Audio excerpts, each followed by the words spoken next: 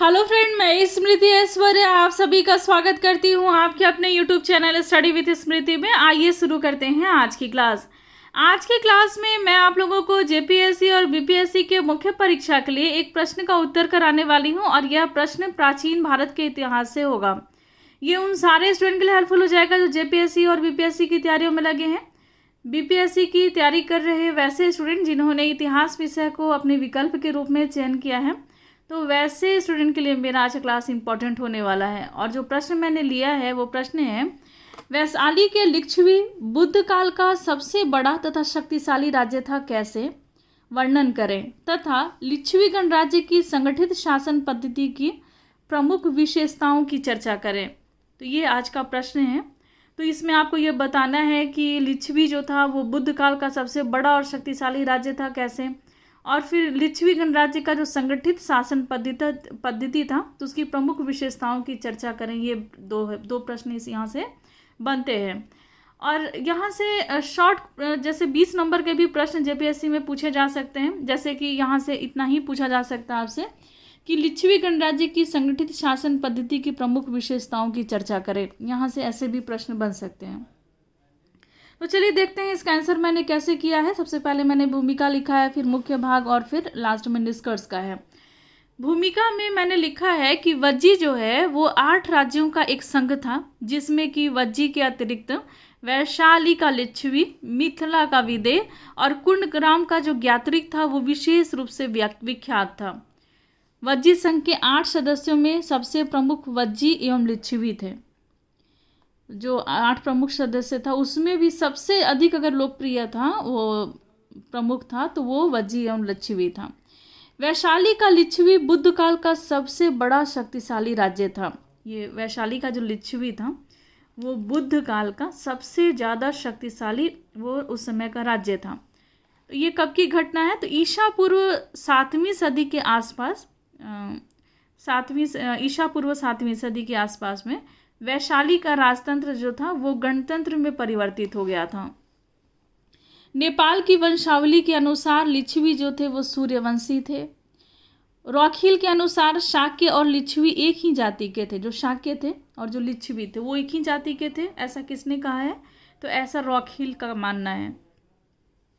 लेकिन नेपाल का जो वंशावली है उसमें लिच्छवी लोग को क्या बताया गया, तो ये बताया गया कि लिच्छवी जो थे वो सूर्यवंशी थे। मनु के अनुसार लिच्छवी जो थे वो वात्य क्षत्रिय थे। वीए स्मिथ उनके मुताबिक लिच्छवी जो थे वो लोग तिब्बत से आए हुए थे। कहाँ से आए थे, तो वो तिब्बत से आए थे। परंतु अनेक विद्वान जो थे वो इन सारे मतों से सहमत नहीं थे और भारतीय परंपरा के अनुसार लिच्छवी जो थे वो क्षत्रिय वंश के थे। अब हम लोग आगे जानेंगे कि किस तरीके से ये बड़ा और शक्तिशाली था। देखिए, लिच्छवी वज्जी संघ में सर्वप्रमुख था। महावग जातक में वैशाली को एक धनी, समृद्धशाली और घनी आबादी वाला नगर कहा गया है। तो जो महावग जातक है, एक पुस्तक है, उसके अनुसार वैशाली को क्या कहा गया है, तो कि वैशाली जो था वो काफ़ी समृद्धशाली था, काफ़ी धनी था और बहुत ही घनी आबादी वाला था। बहुत सारे जनसंख्या वहाँ की अधिक थी। यहाँ अनेक सुंदर भवन थे, चैत्य और विहार भी थे। एक पर्ण जातक से यह स्पष्ट होता है कि वैशाली नगर जो था वो चारों ओर से 3 दीवारों से घिरा हुआ था। प्रत्येक दीवार एक दूसरे से 1 योजन की दूरी पर थे। उसमें पहरे की मीनारों वाले 3 द्वार बने हुए थे। पैरों के लिए भी मीनार जो बनी हुई थी उसमें 3 द्वार बने हुए थे। लिच्छवियों ने महाबुद्ध के निवास हेतु महावन में प्रसिद्ध कट्टागार शाला का निर्माण करवाया था, जहां रह करके बुद्ध ने अपने उपदेश दिए थे। लिच्छवी अत्यंत स्वाभिमानी होते थे और ये काफ़ी स्वतंत्रता प्रिय भी होते थे। उनकी शासन व्यवस्था भी काफ़ी संगठित थी।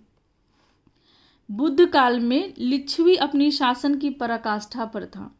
यहाँ का जो राजा थे चेटक, उनकी कन्या जो छलना जिनका नाम था, उनका विवाह मगध के नरेश बिंबिसार के साथ हुआ था। बिंबिसार के काल में लिच्छवी लोग काफ़ी समृद्धशाली थे।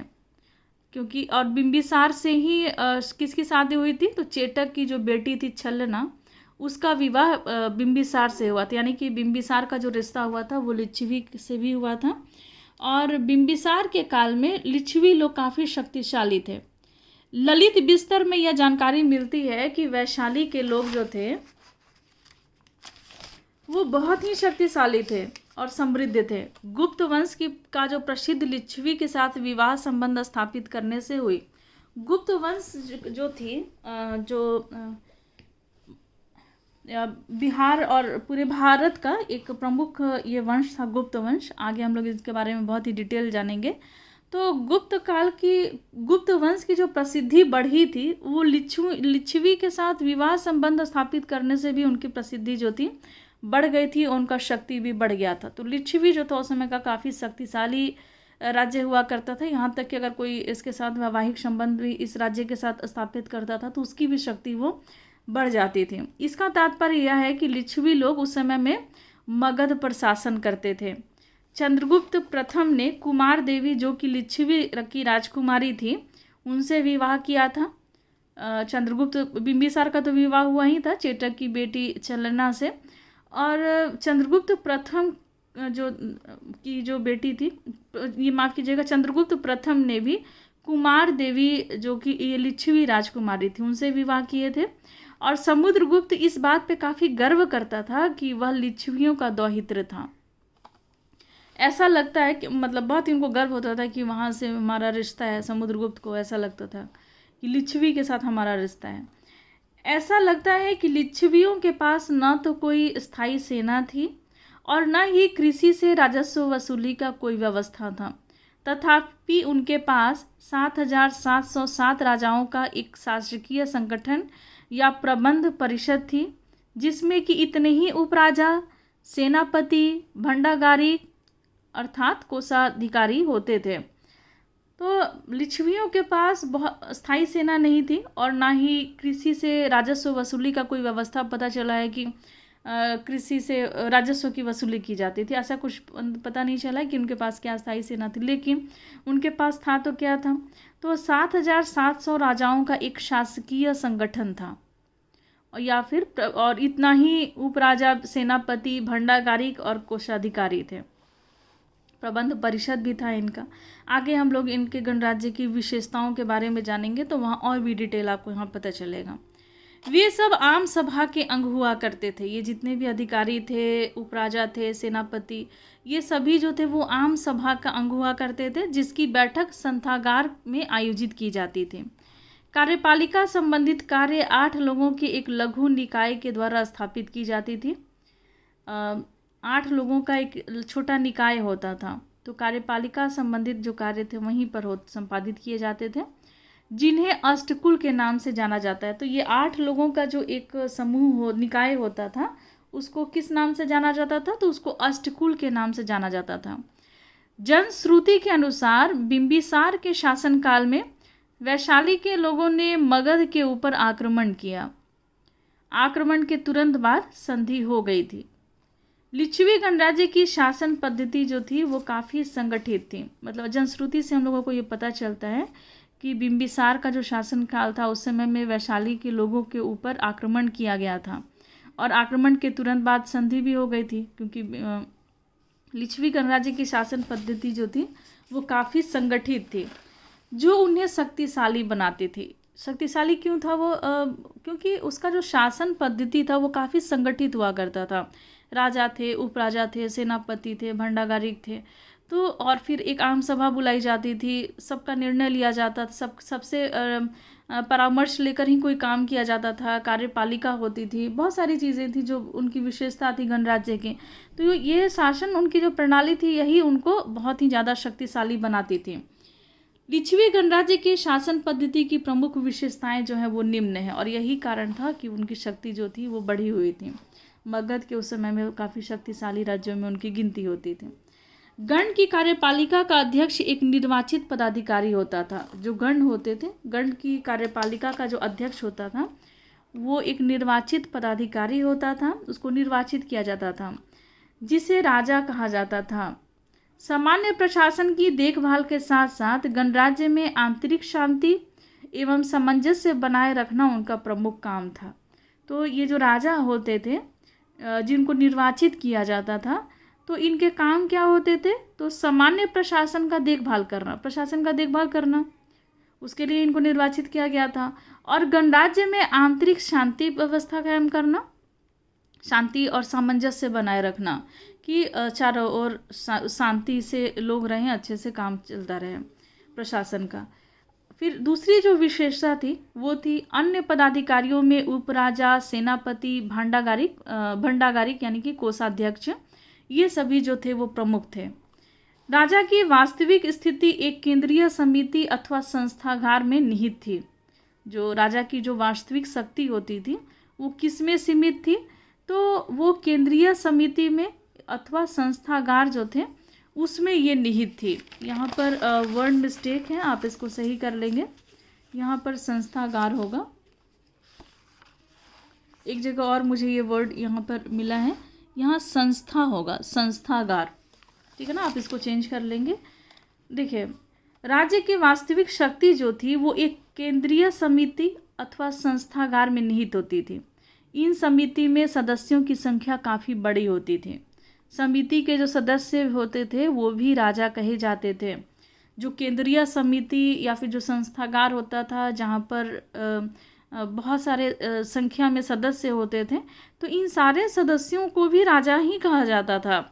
एक पर्ण जातक के मुताबिक लिच्छवी गणराज्य का जो केंद्रीय समिति में 7,707 राजा थे तथा उप राजाओं में सेनापति और कोषाध्यक्षों की संख्या भी यही थी। जो उप राजा थे या सेनापति थे या कोषाध्यक्ष थे उनकी भी संख्या यही थी, 7,707। प्रत्येक इकाई के अध्यक्ष केंद्रीय समिति के भी सदस्य होते थे। गणराज्यों से संबंधित सभी महत्वपूर्ण विषयों जैसे कि संधि, विग्रह, कूटनीतिक संबंध, राजस्व संग्रह आदि के बारे में उप केंद्रीय समिति के सदस्य जो थे वो संस्थागार में पर्याप्त वाद विवाद के पश्चात बहुमत से ही निर्णय लेते थे। यानी कि अगर कोई डिसीजन होता भी था तो सबका निर्णय लिया जाता था और बहुमत से निर्णय लिया जाता था संस्थागार के सदस्यों के द्वारा। प्रत्येक इकाई का जो अध्यक्ष होता था वो केंद्रीय समिति का भी सदस्य होता था। जैसे अलग अलग इकाइयों में शासन राज्य बटा हुआ था, तो जो प्रत्येक इकाई का जो अध्यक्ष होता था, जो हेड होते थे, वो केंद्रीय समिति का भी सदस्य होता था। गणराज्य से संबंधित जितनी भी विषय होती थी, कौन कौन सी विषय, जैसे कि संधि करना या फिर विग्रह करना या फिर कूटनीतिक संबंध स्थापित करना या राजस्व का संग्रह करना, तो इन सभी के बारे में जो उप केंद्रीय समिति के जो सदस्य होते थे, जो संस्थागार में पर्याप्त वाद विवाद होता था और उसके बाद बहुमत के बाद उसमें निर्णय लिया जाता था। संस्थागार की कार्यवाही अत्याधुनिक प्रजातंत्रात्मक संसद के समान ही थी। प्रत्येक सदस्य के बैठने की अलग अलग व्यवस्था की जाती थी। इस कार्य के लिए आसन पन्नापक नामक पदाधिकारी होते थे। कोरम की पूर्ति, प्रस्ताव रखना, मतगणना आदि के लिए सुस्पष्ट और सुनिश्चित नियम थे। तो संस्थागार की जो कार्यवाही होती थी वो आज के समय का जो प्रजातंत्रात्मक यानी लोकतांत्रिक संसद के समान ही थी। आज का जो संसद था उसी के समान ही थी उस समय का जो संस्थागार होता था, जिसमें सदस्य होते थे और वाद विवाद के बाद कोई निर्णय लिया जाता था और बहुमत से निर्णय लिया जाता था। जिसका बहुमत ज़्यादा होता था वही निर्णय लिया जाता था। तो आज भी संसद में यही होता है। तो उस समय के संसद आज के संसद की तरह ही थी उस समय का संस्थागार। प्रत्येक सदस्य के बैठने के लिए अलग अलग व्यवस्था की जाती थी, आज के समय की तरह ही। इस कार्य के लिए जो बैठक का जो व्यवस्था करता था, तो इस कार्य के लिए कौन होता, किसको नियुक्त किया जाता था, तो वो थे आसन पन्नापक। ये इस नाम के एक पदाधिकारी होते थे, वो व्यवस्था करते थे। फिर कोरम की पूर्ति, प्रस्ताव को रखना, मतगणना, इन सभी के सुस्पष्ट और सुनिश्चित नियम हुआ करते थे। किस तरीके से मतगणना होगा, कैसे प्रस्ताव रखा जाएगा, कोरम की पूर्ति किस तरीके से की जाएगी, तो इन सब के लिए नियम बनाया गया था आज के संसद की तरह। संस्थागार में रखा जाने वाला प्रस्ताव साधारणतया 3 बार दोहराया जाता था। अगर कोई प्रस्ताव रखा गया संस्थागार में, यानी कि आज का संसद समझ लीजिए, तो उसको साधारणतः 3 बार उसको दोहराया जाता था। अगर विरोध होने पर उसको स्वीकार किया जाता था। विरोध बहुत ज़्यादा होने पर बहुमत लिया जाता था। अगर देखा जाता था कि विरोध हो रहा है तो बहुमत का फिर प्रचलन था। गुप्त मत प्रणाली की प्रथा थी। अनुपस्थित सदस्य के मत लेने के भी नियम बने हुए थे। विरोध अधिक होने पर बहुमत लिया जाता था। गुप्त मत प्रणाली की प्रथा थी और अनुपस्थित सदस्य के मत लेने के भी नियम बने हुए थे। अगर कोई सदस्य अनुपस्थित होता था संस्थागार में तो उसका भी मत लेने का नियम बना हुआ था, किस तरीके से उनका मत लिया जाएगा, यानी कि उनसे भी परामर्श लेना ज़रूरी था जो अनुपस्थित होते थे। मतदान अधिकारी को जो मतदान कराता था उसको शलाका ग्राहक कहा जाता था। यानी कि जो मतदान कराते थे, मतदान के जो अधिकारी थे उनको क्या कहा जाता था, तो शलाका ग्राहक कहा जाता था। प्रत्येक सदस्य को अनेक रंगों की शलाकाएँ दी जाती थी। जितने भी सदस्य थे उनको अलग अलग रंग की शलाकाएँ दी जाती थी। जो शलाका ग्राहक के पास पहुंचती थी, मत के लिए अलग अलग रंग के माध्यम से ये लोग वोट करते थे। यानी कि मत के लिए छंद शब्द का प्रयोग मिलता है। जैसा अभी हम लोग मत कहते हैं तो उस समय में छंद कहा जाता था उसको।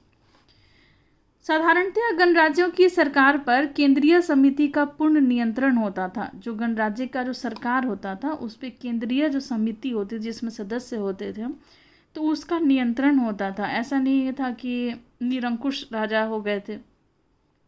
राज्य के उच्च पदाधिकारी तथा प्रादेशिक शासकों की नियुक्ति समिति के द्वारा ही की जाती थी। जो राज्य के जो ऊंचे पदाधिकारी होते थे या फिर जो प्रादेशिक जो शासक होते थे उनकी नियुक्ति जो थी वो केंद्रीय समिति के द्वारा ही की जाती थी। गणराज्यों में एक मंत्री परिषद भी होता था। एक क्या होता था, तो एक मंत्री परिषद भी होता था गणराज्य में, जिसमें 4 से लेकर के 20 तक सदस्य होते थे। इस मंत्री परिषद में कितने सदस्य होते थे, तो 4 से लेकर के 20 सदस्य होते थे। ये केंद्रीय समिति के द्वारा ही नियुक्त किए जाते थे। तो ये जो मंत्री होते थे, ये जो सदस्य मंत्री परिषद के जो सदस्य होते थे वो किसके द्वारा नियुक्त किए जाते थे, तो केंद्रीय समिति के द्वारा ही इनकी नियुक्ति होती थी कि कौन मंत्री परिषद का सदस्य बनेगा। गणाध्यक्ष ही मंत्री परिषद का प्रधान होता था। जो गण का जो अध्यक्ष होता था वही मंत्री परिषद का भी प्रधान होता था। केंद्रीय समिति न्याय का ही भी कार्य करती थी।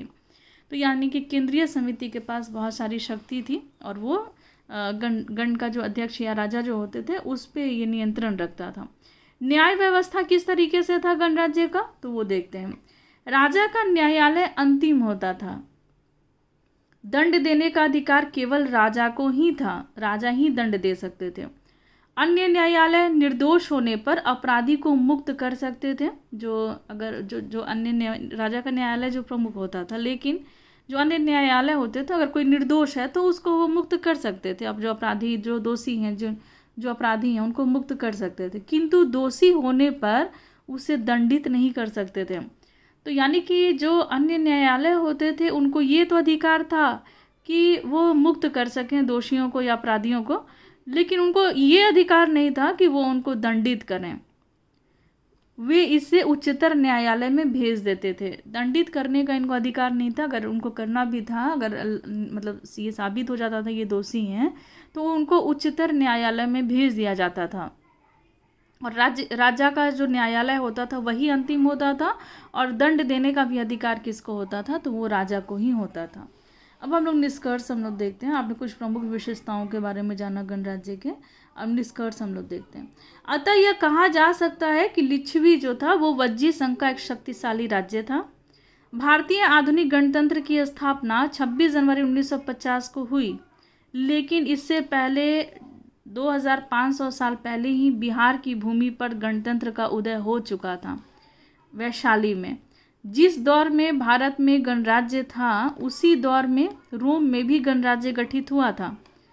उस गणराज्यों की कोई निशानी आज नहीं है, लेकिन वैशाली के जो लिच्छवी गणराज्य हैं उनकी निशानी आज भी देखने मिलती है। वैशाली में आनंद स्तूप है जहाँ पर कभी लिच्छवी गण संघ जो है उनका आयोजन होता था, जो कि लिच्छवी गणराज्य के शक्तिशाली संगठन का एक बहुत ही बड़ा उदाहरण है। तो आज की क्लास में आपने लिच्छवी गणराज्य के बारे में जाना, और लिच्छवी गणराज्य से संबंधित बहुत ज़्यादा कंटेंट मिलते नहीं है बुक में। मैंने काफ़ी मुश्किल से मुझे 2 बुक मिले ऐसे जिसमें लिच्छवी गणराज्य से संबंधित कुछ फैक्ट थे, तो मैंने वहीं से कलेक्ट करके इसके आंसर को लिखा है। और अगर आपको पसंद आया होगा तो कमेंट ज़रूर कीजिएगा। कहीं कोई त्रुटि रह गई हो तो उसको भी आप बताइएगा, ताकि मैं नेक्स्ट क्लास में या आने वाले समय में, मुझे ऐसा लगता है कि आपने वो सही में कमेंट किया था और जिसको सुधारनी ज़रूरी है, तो मैं कोशिश करूँगी कि उस पर उसको सुधारूँ और सही तरीके से लेकर के आऊँ। अगर पसंद आया हो तो आप कमेंट ज़रूर कीजिएगा।